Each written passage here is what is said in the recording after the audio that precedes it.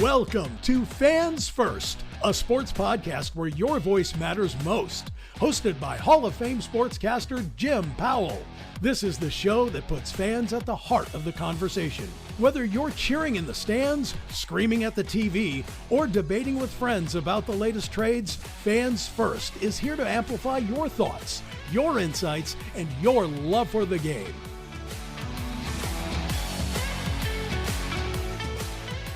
Hello and welcome to Fans First, a sports podcast. I'm your host, Jim Powell, joined by my co-host, Tyler Flowers. And today, one of the great managers in all of Major League Baseball is here with us. Brian Snitker, manager of the Atlanta Braves, has joined us. And, Brian's one of my favorite people I've ever met in the game. So I'm honored to have him on with us here. And what I'm really excited about is we got two catchers on today's show.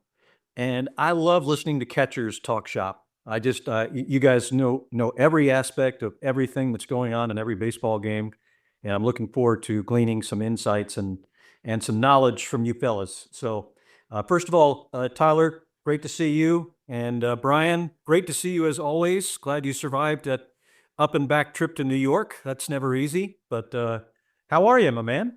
I'm doing good. Golly, great to see both of you guys. So it's an honor to be here. Appreciate you having me. So question number one for me is, what does a manager do all off season? Do you sit there are you making lineups out, at your kitchen table? Are you on the phone with Alex to try and find out why he's not getting you more pitching and more hitting to make you look better? And I mean, what kind of an off season regimen do you have? Well, when I start out on Saturday mornings, I go to flag football. And then probably in the afternoon, baseball practice. On Sundays, I wake up, I make sandwiches, make sure there's enough water, bananas, chips, stuff like that, because we're going to more than likely a 3-game tournament on Sundays. And then, we go to football practice. When basketball officially ended last night, baseball's starting up. I don't do the baseball stuff. I feel the call from Alex. I feel like I have an 8 o'clock wake up most mornings. I don't need to set an alarm. Alex calls, checks in. We talk a lot, which I really appreciate. It's really cool. So he keeps me abreast of what's going on, the thinkings. I'll call managers, other coaches that I know, sometimes players. So you know what? It's ongoing. I don't know that there's ever an off season. I mean, it's just sprinkled in with the kids and what we do here and just around the house. And baseball is always a part. I mean, it's something I didn't realize, I guess, 10 years ago when I took this job over, that it's pretty much a 365 job. And I got a call Christmas Eve. I was having coffee on that morning from a manager of another team asking about a player. So I don't think any of us ever completely shut it off. Tyler, I'm sure it sounds a lot like mine. Yeah, you're doing a lot. It sounds a lot like my schedule right now. Yeah, that's the same thing. Making sandwiches, 2 baseball travel teams that I'm coaching, dealing with all that. My 2 girls decided to play softball, so of course I'm asked to be assistant coach. So weekends and now coming up, weeknights or practices, you got a game plan. Oh weekends, no, absolutely. I just was going to ask too. Are you allowed at the park now? Yeah, I was allowed back again last season. I don't think I ever told Jim about this, but a couple of years ago, I got banned from the softball. I got ejected and banned. Nothing bad. It's a little too loud. Yeah, just an old lady umpire that I don't know why she's doing it. One of those. Good news is I don't know her name, so I can't call her out. But if anybody's local watching this, they'll know exactly what I'm talking about because they all feel the same way. Well, if I had to be my top 2 guys that would happen, you'd be number 1 and probably Mac would be 2 for that to happen. I think what you're thinking of is, remember that day when I got ejected and AJ, it was like 2 outs in the 9th. And then AJ was so mad at me for like a month. Oh, I bet. Yeah, I can't He imagine. was already shut down. You Yeah. know, and it's like, hey, you got to go get the last out, buddy. Sorry. Oh, that's great. Hey, speaking of that, of course, like I've been talking to Murph a little bit lately too, just with the Sal not being part of us anymore, and I think he's still excited though, and I think he's excited to be healthy this year. What are your thoughts on him? I think it's going to be great. I do too. I'm right there with you. I think, as much as I hate to lose Travis, I was really hoping, when we weren't going to sign him back, that we would sign him back, that he'd come back maybe cheaper. I love having him around. God, what an awesome guy and what he's meant to this. Sal too, we're going to miss Sal. He did a lot of work. I know I'm probably going to miss him more than anybody at spring training, just from the computer expertise and getting he was really good with the schedule making, and Walt's taking that over, and he's going to do a great job. And I'm glad, hopefully, we still have you around, which makes me a little more at ease that, you're going to be involved, and we'll use, everything that you've been doing for all these years. So, but I'm really excited about Murph. I think there might be something really good as he and Travis, the tandem was. I think Murph's going to thrive on being the guy, and knowing he's going to go out and catch the bulk of the games. I think that's going to be really good for him. And I think he's going to be really excited about being the guy again. And I'm like you. I think he's going to have a really good year. Hopefully, we just keep him healthy, and he's got that gangster swing that is potential for an oblique all the time. But I know he's been in the stadium working with Tim. They got a house here, and I'm like you. I'm really excited about what Murph could bring this year. Yeah, I think there's a lot to be said for knowing, you somewhat have to call if you're playing that day, or if you need a blow or something. I think there's a lot to that, and the mentality that can bring, and the confidence that can bring for him as well. I think he's going to have a booming season. Just hopefully stay healthy, like you said, those big swings. But that's how you get those bombs. Well, I know, and it's just knowing I'm not going to have to nuzzle up to him every day and see if you're catching or not. Like I used to do with you and Zook, and when and last year, that was the plan. The plan was for him to play 3 out of 4, and then have a really good option in Travis to help out. And opening day, we lost him for 2.5 months, and that wasn't what we wanted to happen. And so I think now, it's going to be really good. I think he's got to be excited about coming in, feeling good. And like I say, I'm really excited to get Murph down to Florida and get him going.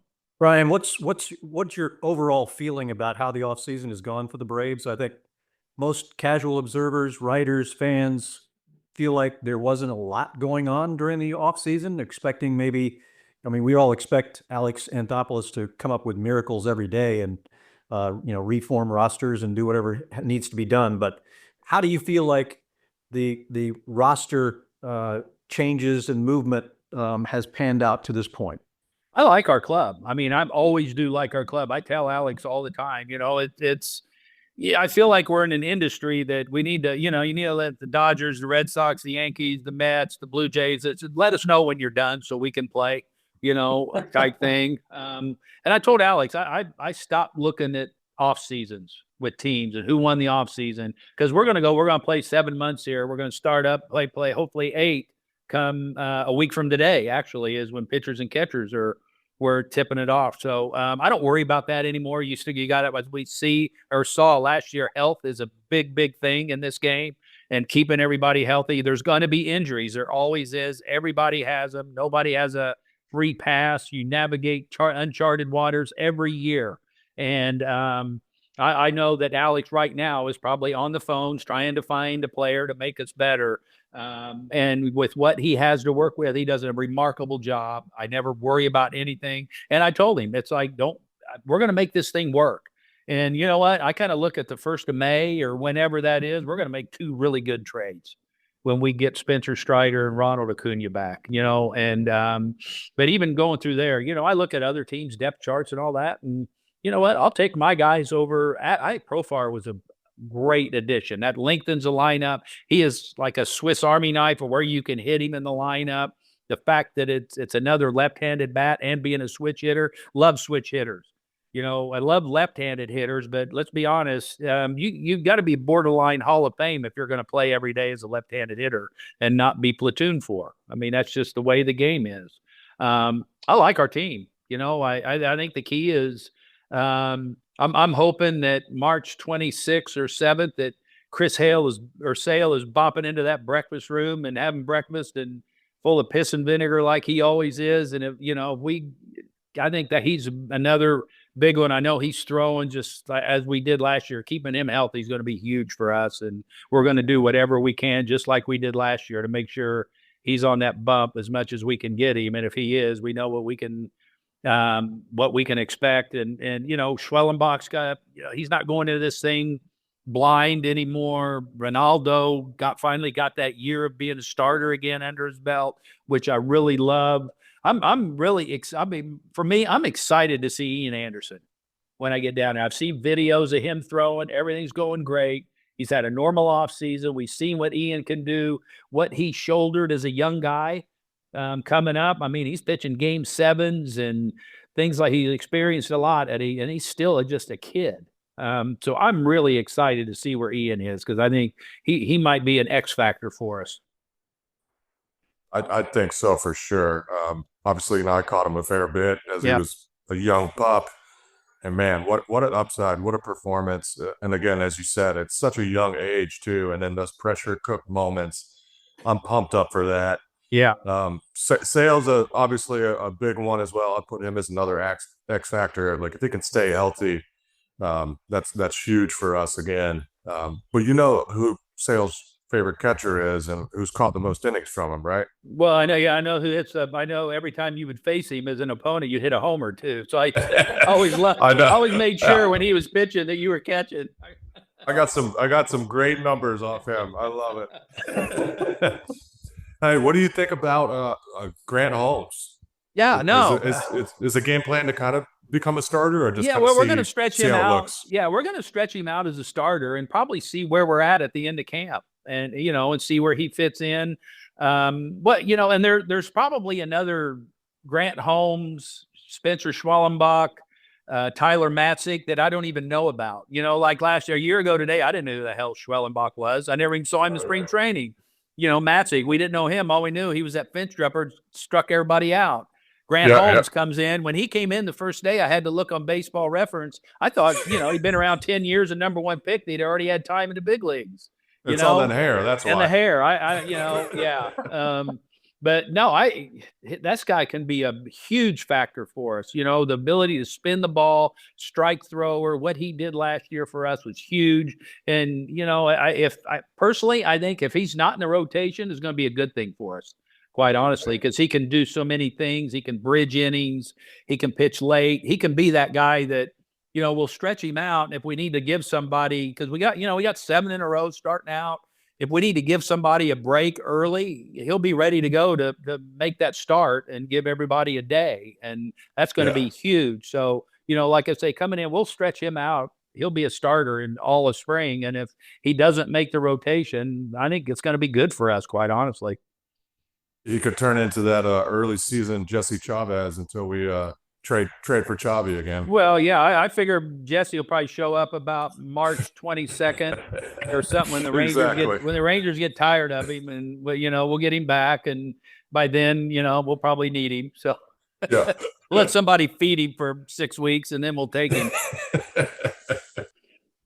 Instead, I'm encouraged by some of the reports I'm seeing on Strider. It looks like he's coming in looking good in spring training, and like you already mentioned, at some point it's going to be like you just landed a huge trade with a big time right arm. Well, I've seen Spencer a lot. I mean, I run into him every time I go to the ballpark, and he's always had just thrown a bullpen, all that. You're cautiously optimistic till they actually get in competition. And that's when things start, they're grunting and groaning and stressing out a little bit. But talking to him, he feels good about everything. He's, we knew he was going to dot all the I's and cross all the T's, and you won't find a more dedicated and determined rehab project. I guarantee you that. That kid's amazing, just that drive and everything that he's got, and the focus. And so, it's just hopefully everything. And there may be who knows? I hope there's not a setback. Most of the time in those situations, there always is. I've never been around one, I think, but he feels good right now. So that's great. At some point, we're going to have him back. And like you say, that's not, getting a top end rotation guy in a trade and early in the season is going to be something special for us. How about the other big injury question, which is obviously Acuña? It sounds like he's getting healthy. And I mean, are you concerned at all that there could be some lingering effects because speed is so much a part of his game. Do you feel like you're pretty confident he'll be back at 100%? Yeah, I saw him the other day too. He looks great. He's another one that has, with what he had to go through and going into that, knowing he had just kind of like Mike Soroka did a few years ago. I mean, it's tough going into that rehab mode. And Ronald's always been upbeat, I think aware. He's very realistic in what he's doing. Like I said, I saw him the other day and he looked great. He's doing everything. He's checking all the boxes. We'll be, I don't know what the plan is. Until I get to Florida next week, I don't know exactly what the plan is. I hadn't talked to George about that.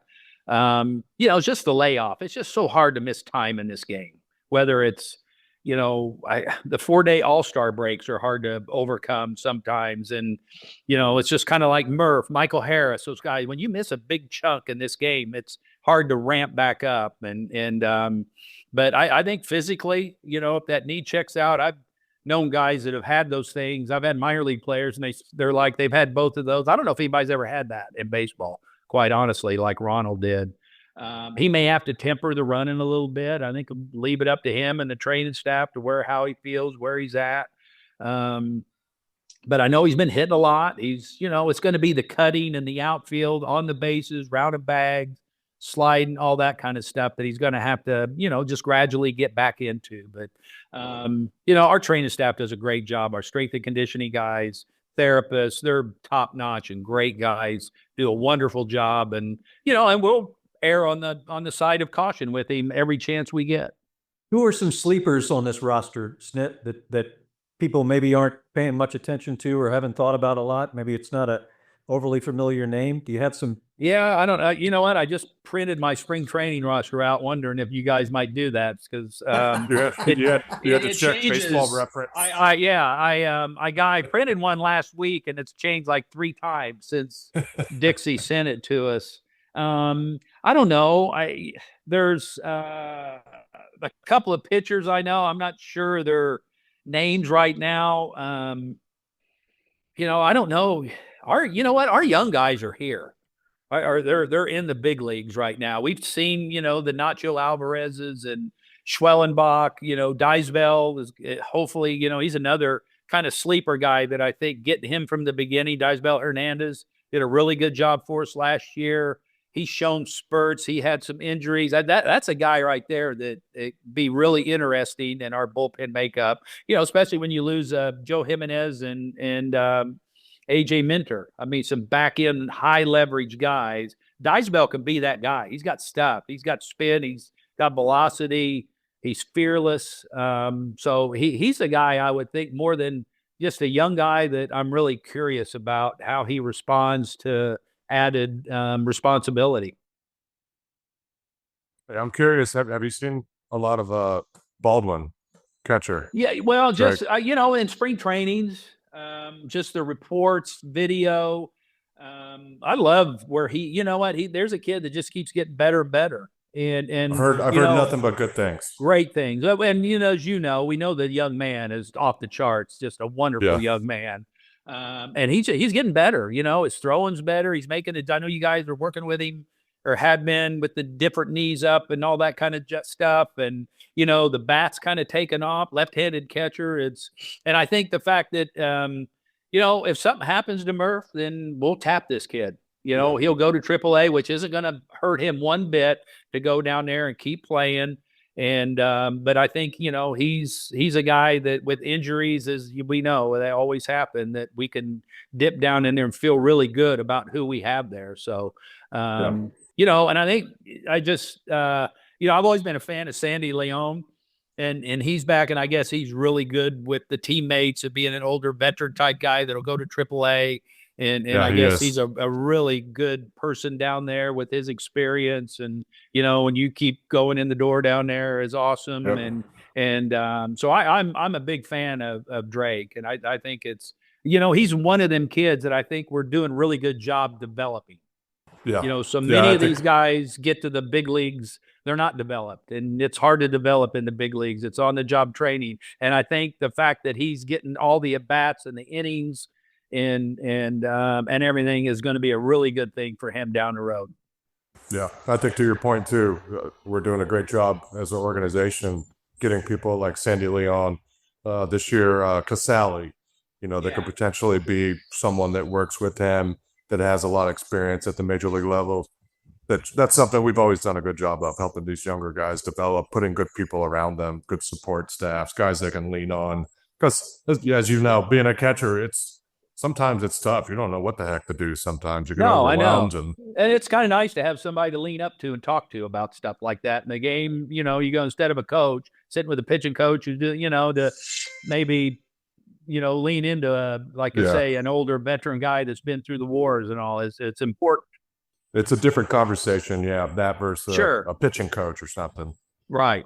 Yeah. Obviously, AJ goes to the Mets. I mean, like this division isn't tough enough as it is, and Max Fried going to the opposition as well. But not much, like you said, Snit, that's how the game is played these days. And when you get a chance to make your money, you got to go get it. No, it's just like when Freddie left, when Dansby left, when Charlie signed with the Orioles. I got a soft spot in my heart for Charlie now, but you know what? That's part of the business. That's just what this is all about. I'm happy for each one of those guys that they can go out and they take care of their families, and it was a pleasure for me to be with those guys for so long. And like I say, Max, I remember. The first time he showed up here in the big league, I've seen it all and watched him grow and mature. And, you have a special bond with those guys. And that's why you come back in this thing, man. It's about the relationships, and that'll be a great one forever. And those guys will be close friends for the rest of my life. And I'll be pulling for them, like I say, except for that one day that they're on the mound against us. And, So I'm happy for Max that he got that. He'll fit in there great. And that's just, like I say, it's one of those things. That's part of the business. And that's why we never, you can't woe is me type anything over injuries, losses. Because like I said, nobody feels, I guarantee you the Phillies are glad he's with the Mets. The Mets are glad he's with the Yankees. Nobody feels sorry for you when you lose a player or somebody gets hurt, quite honestly. So, but I'm pulling like heck for Max, and hopefully he does well. How do you rate the division? I mean, I'm sure you haven't spent a lot of time poring over everybody's team, but you generally know what players are joining the teams that you're going to have to beat. Yeah, no, and the Phillies are going to be really good again. They're a great club. The Mets, with the additions that they made, those teams are never going to sit on their thumbs. They're going to go out there and they have the resources, and they're going to continue to try and get better as we are. And it's going to be really good, I think, in our divisions, the Mets. I think, they've done a really good job there of acquiring good. They got some nice ball players there, young talent.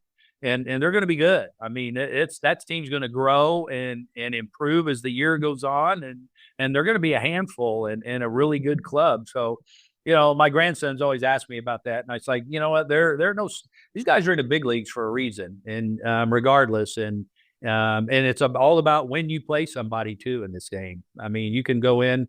I remember telling people there's going to be times where you're just going to have to wear it for a week because there's nothing you can do except handle it. And that's just the way this thing is over 7 months. So our division is going to be tough again. I mean, it's a rough ride. And hopefully, like I say, when we get down there in a week and I have that first full squad meeting, it's going to be to win the division. The second thing will be getting the tournament because, until you get in. And hopefully, I'd love to get in the tournament healthy one time now and see what we can do. So that'll be the goal. Hey, that reminds me of I think it was 2017 or 18. We went into San Diego when they weren't quite a really strong team yet. Walt gave that speech. I think it was the second of 3 on that West Coast trip. And he's like, boys, make sure you stay on top of this. This team could sneak up and bite you. And I remember Zook and I just telling Walt, like, why would you say that? And then we got swept in that sequence. I'm like, Walt, I told him, I was like, no more Newt Rockneys or whatever. I think the best time we've ever had there is we went in there after the first game after the All-Star break, and everybody got their vacations out of it, and we swept them. The only time, I think, because, we weren't in La La Land and, going to the zoo and the beach and all that kind of stuff. And we were actually ready to play ball again. And we went in and swept them. We were anxious after that 4-day break, like you were talking about earlier. It's like, and we were really good. I got to get my work in. Yeah. Exactly. Well, Brian, we're having a great conversation with you, and Tyler and I are really enjoying this. But now we've reached the point in the program where we have a little something called Flip the Switch. We turn things around on you in a different direction and gain some insights that maybe we hadn't heard from you before. Snit, how about a little scouting report on Alex Anthopoulos? You know, a little inside baseball for us because, you know, as I mentioned earlier in the podcast, I mean, we all just expect him to just be able to materialize players and revamp rosters and fix all the ills and all that. How much input does he get from you? How much do you like to interject? How does Alex come to a consensus and make big moves? I think that's a great point, that he asks everybody. He doesn't not do his vetting. He asks the clubhouse guys, the trainers. He'll ask the chef. He does. He's all about makeup, which I've seen, and he'll tell you that when he first started this business, it wasn't that. He was just he was getting talent without makeup, and it didn't work. And I think he's a guy that is honest.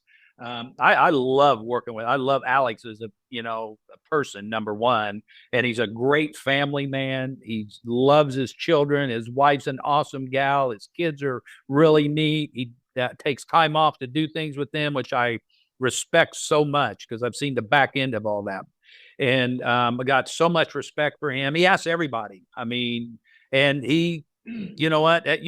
Mike Mordecai told me that when he first came, and I saw him at the winter meetings. And you know who else was like that as a general manager and a manager was Bobby. I mean, he wanted to know from everybody. And Alex, I told Alex, I remember we were waiting. We had our wives at dinner at the World Series in Houston, and I said, you know why this works between us? It said because neither of us has to be right. And I think that's a big thing because I've been around a lot of baseball people that would rather be right than win.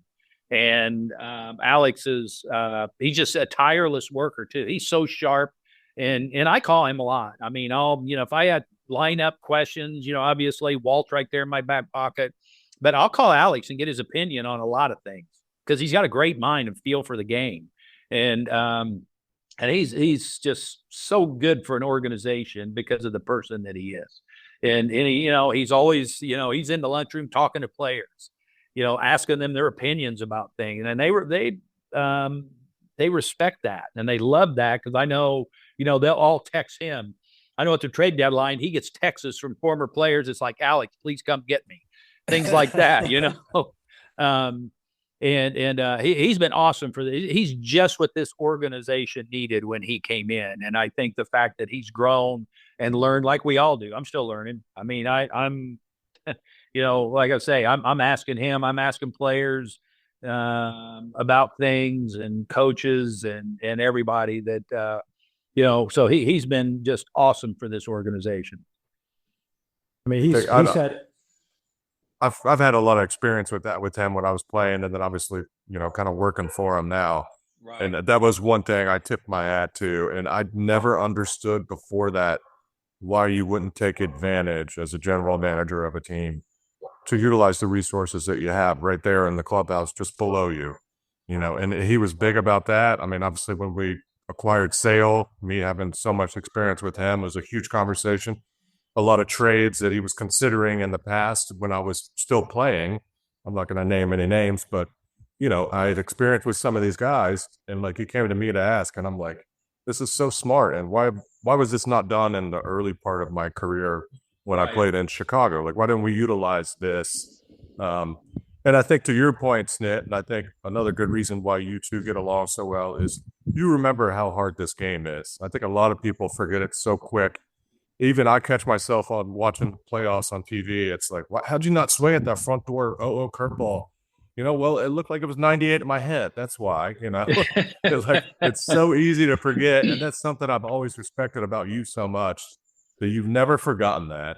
And I think that's why players love playing for you more than anybody else. Well, it is hard. And I what players go through nowadays with all the outside noise they have with, X, Instagram, all that stuff, and that they have to navigate, man, it's hard. And the fact that, there's a reason why you see guys carrying those suitcases off the plane with their video game. You can't go out anymore.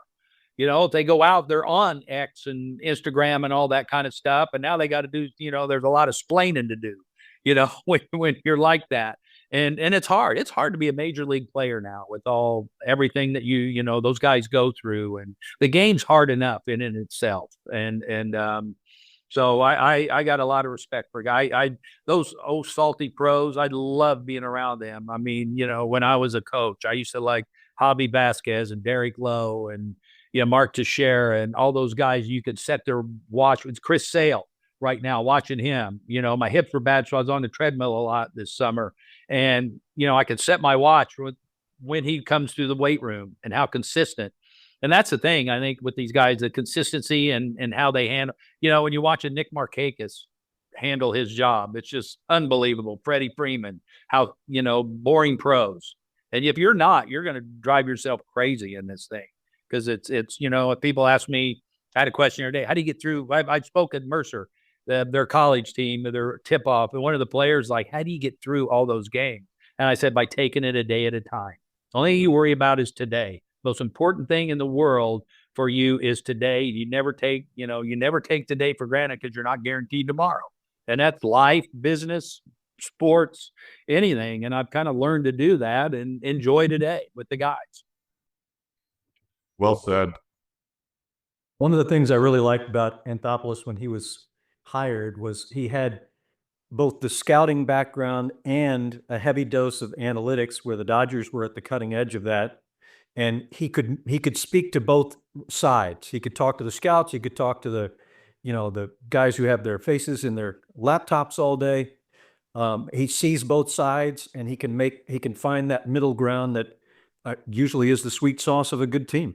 Well, it's that's just like me being in the minor leagues for 100 years. He was in the minor leagues, and Alex and I spoke to a group in the building last year. They had us come up at an event with all the young trainees and people that work in the front office and all. And he got some really good questions that he answered through some young intern type players. I mean, people in the industry. And it's like he was speaking from experience. And he had really great answers for them, and they had really good questions for him because he started at the bottom like a lot of us have, and worked his way up and learned and experienced, and I think, and he, like I said earlier, he'll tell you that he's changed a lot as a general manager in his time, and if you're not going to do that, you're not going to reach what your full potential is, and he continues to do that. I think I got worlds of respect and admiration for him and how he does it, how he conducts his life, just the person he is. And I've been blessed, being in this job. One of the reasons why I've been here for now going on 10 years is because of him and working with him. Hey, the Hall of Fame class just recently announced, and one name that jumped off the page at me, I mean, Sabathia, I was with the Brewers when Sabathia was entering the last month of his contract, and then he was going to be a free agent. And most guys, they don't want to pitch, then they're afraid they're going to get hurt and lose their payday. And Sabathia instead, he worked on even shorter rest and just carried that team into the playoffs, which was very unusual in Milwaukee back in those days. Yeah, I feel like there is a lot of smart people in this Braves organization. They're not missing too many tricks. That includes both of you guys, as well as Alex and a bunch of people that we don't know their names, but we see the results. Right. So I met CC. I told Ronnie, I said, I'm feeling really old because I remember I was managing Myrtle Beach when he was in Kinston, coming up at like 19 years old, and now I'm seeing him getting a Hall of Fame nod, and I love talking to the guy every time. I said, he's a wonderful guy. But it's funny. We were at the 19 All-Star game in Cleveland, and we were kind of waiting to go out into the parade, and his family's in front of mine. And he started talking about the Myrtle Beach team in '99 when he was in Kinston, and he was rattling off all these names, and some of the guys I even forgot, that played there. But I'm a big CC Sabathia fan, and glad. And Billy Wagner too. I text Billy as soon as I saw that's so cool that he made it in, and well deserved. And I can't wait to when I can text Andrew and congratulate him on his nomination. What did you fellas think about the one guy who didn't vote for Ichiro? Yeah, I know. Yeah, And Does he have a nobody knows who name? it is, and we never will know, apparently. I mean, Yeah. what an I idiot. take his ballot away. Quite Yeah, I honestly, mean- you lost your ballot if you're that hot. If you can't see that guy, my God. And I mean, did they just do that just for spite? Like, I want to be the one guy that doesn't make this guy a 100% first ballot Hall of Famer. Like, how can you, like, that guy was unbelievable. no, 10. If I got 10 votes and you can't figure out one for that guy, holy smokes! I couldn't believe Somebody that's bitter in their life, and that I was guess I that used to was their love to time coach to throw a third when he tantrum. was playing right field and just hope that they would hit a ball to him with a guy at first to watch the ball come at me. Oh, I figured you just went like this, Nick. No, Stop. yeah, I know. I was too busy watching him. Yeah, Billy that's Wagner. crazy. I know Tyler doesn't really know Billy very, very well. I'd like to get him on the podcast because he's got a great personality, and I really enjoyed being around him when he was with the Braves.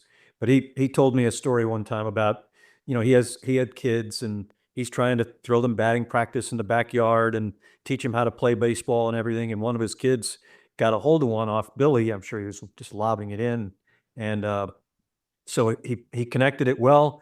And he flipped his bat up in the air and started trotting up the first base line. And Billy just sat there on the mound and watched him all the way around the bags. And then when he got back to home plate, Billy said, "Get your bat, step back in." The next pitch was 2 inches under his chin. It's like, you don't ever do that. I know. But Billy's a ball player. He's like in that Chris Sale mode that, loved everything about it. And I remember I'd go out early and sit on the bench with him and talk. And I remember there'd be times where if we had a day off the next day, he'd get a save and he'd fly home and throw batting practice to his kids' teams. And then he'd come back the next day and save the game. I mean, he was just a ball player and loved everything about it, and so much respect for him and how he carried himself and what he did. It's kind of, I remember when he got hurt in San Francisco, it's kind of the emergence of Craig Kimbrell in the playoffs in 10 or something like that, I think it was. But yeah, he just well-deserved nod right there. Well, I know we all have things to do today. We've already taken a bunch of your time, Snit. I really appreciate you making time for me and Tyler to talk some baseball. Hopefully we can do this again before too long. All right. I'd love to. I appreciate you guys having me. Great to Thanks, see you, Nick. my man. Appreciate it, man. All right. And now we change things up a little bit. It's my favorite part of every one of our podcasts at Fans First, a sports podcast. It's called Get Off My Lawn. Hey, get off my lawn. I just got a rant here. What is it with the college and NBA basketball that's being played these days? Dunk after dunk. That requires no skill if you're 7 feet tall. Dunks and threes. What about passes? What about fundamentals? What about basics? I got an idea. How about you just raise the basket to 14 feet since a dunk requires zero skill for a guy that's 7 feet tall? How about we just make it basketball again? Come on, man. Well, not surprisingly, based on the lack of quality of that particular submission, I'm sorry to be mean, but there's a reason we kick people off the lawn. It's because your opinion needs more work. Well, I hope you enjoyed the show as much as I did and Tyler did. We had a great time visiting with Brian Snitker, one of the great managers in all of baseball, and I hope you enjoyed it as much as we did. Thank you for joining us. We love to have you a part of our episode of Fans First, a sports podcast. Don't forget to follow me on X and Instagram, Facebook, and please subscribe to our Fans First YouTube channel. If you like our Fans First content, you can help us by making sure you're subscribed to all of our social networks. Don't forget about our Fans First website at fansfirstpodcast.com. To be included as a guest on an episode, send your voice memo, your video file, or written memo to Jim at fansfirstpodcast.com. Please keep your submissions somewhat from going too long, but we try and get you on as best we can, as long as you're not obnoxious. We want you to be part of our show. We love having you here. So glad you joined us for today's episode. We look forward to seeing you again very soon on Fans First, a sports podcast. Stay tuned, stay passionate, and keep celebrating the sport you love. Visit us at fansfirstpodcast.com to explore more. Sign up for our newsletter to receive exclusive updates and follow the podcast on social media to join our growing community of sports enthusiasts. Your voice matters to us, so don't hesitate to share your thoughts and connect with fellow fans. See you next time.